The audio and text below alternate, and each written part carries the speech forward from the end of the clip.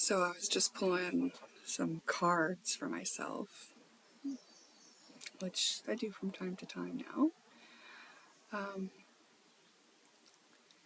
And this was pointed out to me. So I decided to record myself working through it because I was about to work through it. And then I was like, you know what? I want to record this. I want to document my working through this and see what I come to on it. And basically it was the imbalance in hope. Okay. And if you've been watching my channel and you know about this formula that I use for healing, I'm going to apply that to things that I hope for. Okay. I do have other videos where I talk about how hope is sort of a limitation, because if you're in the vibration of hoping for something, that means you're in the vibration of not having it. And you won't line up with it. You'll line up with more things to hope for, more things that you don't have, because it's a lack vibration. Of course, it's very useful and important when you're much lower than hope to have hope as a stepping stone or a rung on the ladder to bring yourself up to the vibration where you prefer to be. But ultimately, if you only bring yourself up to hope and don't step into faith, you'll always ever be in the vibration of just still hoping for and still wanting something you don't have. So the cards were just kind of showing me how I've created balance in a couple of things in my lifetime where it was difficult to bring balance into them. And then it showed me, just like I brought balance into those things, I should bring balance into hope and bring hope up to its higher vibration. So I've talked about this before, but this is me actually doing it for myself. So let's actually do that. Think of something that you hope for, meaning you don't have it, but you want it, right? So I'm thinking of something right now for myself. Acknowledge it. I hope for this. I acknowledge that I hope for this certain thing.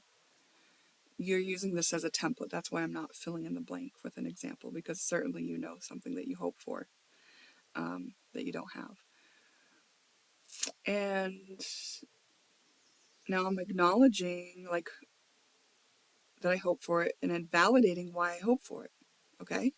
Here's kind of a key. It's in the validation of why you're hoping for it, you're going to reveal to yourself the ingredients that you're putting into that desire or want. So if you're hoping for something to alleviate a situation, so let's use this as an example.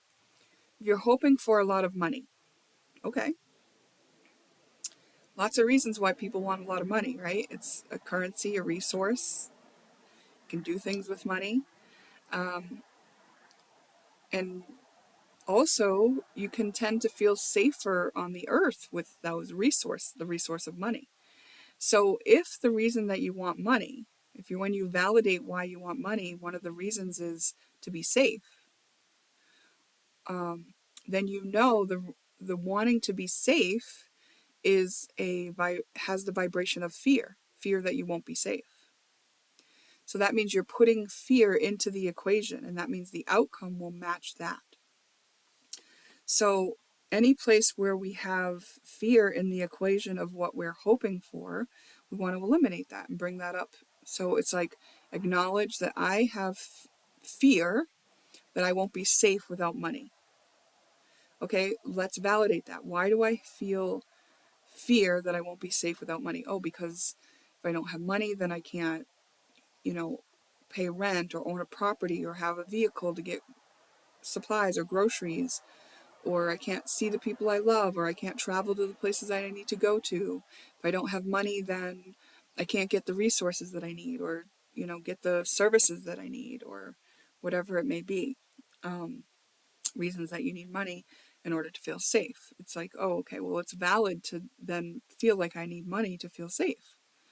It's a valid thing. And, the way culture is set up, it's barter isn't the predominant way of getting what we need on the earth right now. Money is. So it's understandable that you haven't looked for other solutions and that you just feel like money is the answer, right? But in actuality, when I say that barter is a possibility, that there are other options. And I can remember way back earlier on in my healing journey, I would have thought I don't have anything to offer somebody, so barter is not an option for me. But eventually you do get, when you know your own value and your strengths and weaknesses, then you can decipher some things that you do have to offer. So that's something like that you may need to go into when you're looking at this topic, but I'm just going to continue on with this example. So then you accept that you have fear about needing money to feel safe, and then be present with how that feels. Oh gosh, if I don't have money and I feel like I need money to be safe, that means I don't feel safe. How does it feel to not feel safe in the world? How does it feel to feel like I might fall through the cracks at any moment, to feel like I might lose everything, to feel like I might not have what I need?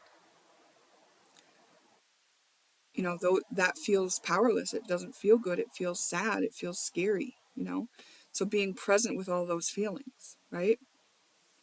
So let's go. So once you do that, you're present with the feelings as much as they need it, without rushing it, without wanting it to be different, you know. But when that does shift, when the feeling dissipates and moves along, you go back to the hope.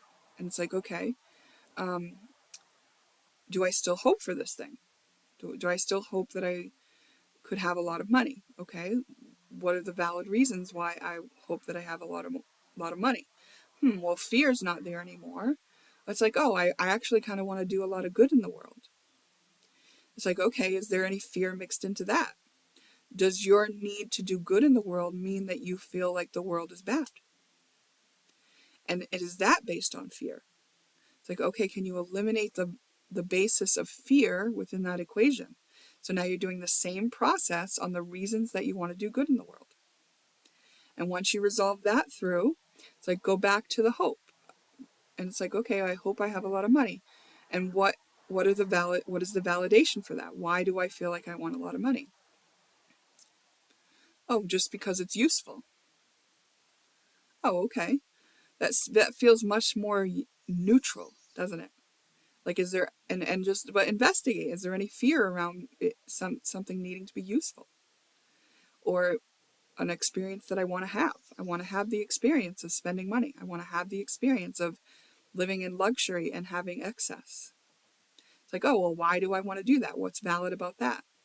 It's like, oh, it's just an experience to have. It doesn't mean anything about me. Oh, unless it does. That means I'm successful. That means people will want to be around me. If you find any of those things hidden in your need or your want or your hope, now you have to resolve each of those. Oh, I feel like money will make me more desirable to people. Okay, that sounds like a fearful thing. It feels like you are fearful that you won't be desirable to people without money. It's like, don't you really want to be spending time with people who value you for you and your authentic version of you, and not just what you can provide for them?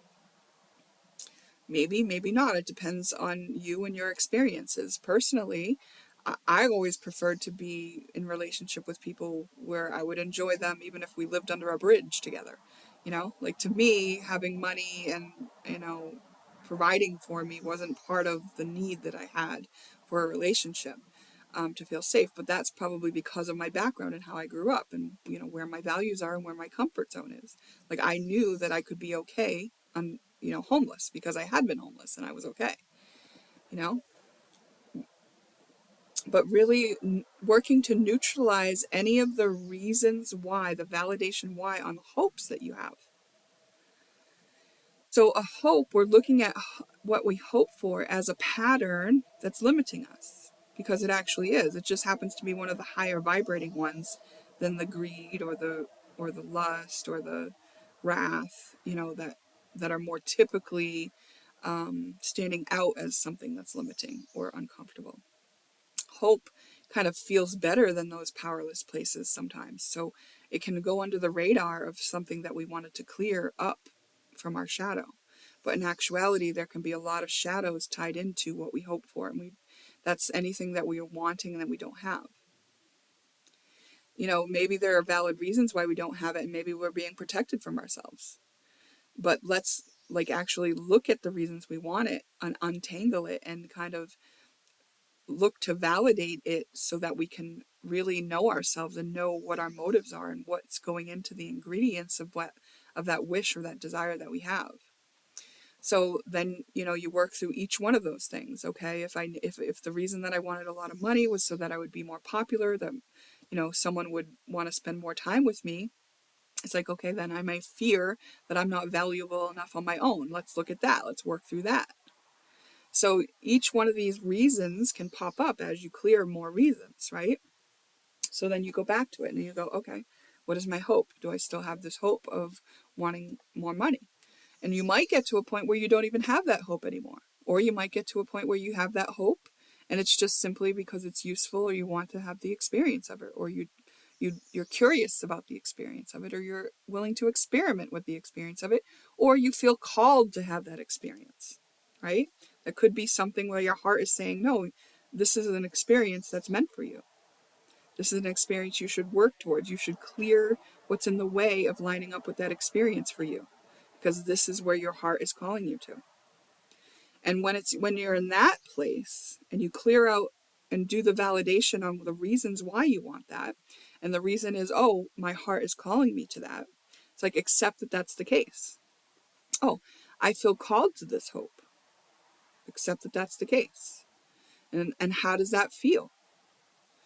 Wow, that feels intimidating. I don't know what it's like to be wealthy. Or that feels really great. I'm really glad that I decided to have this experience.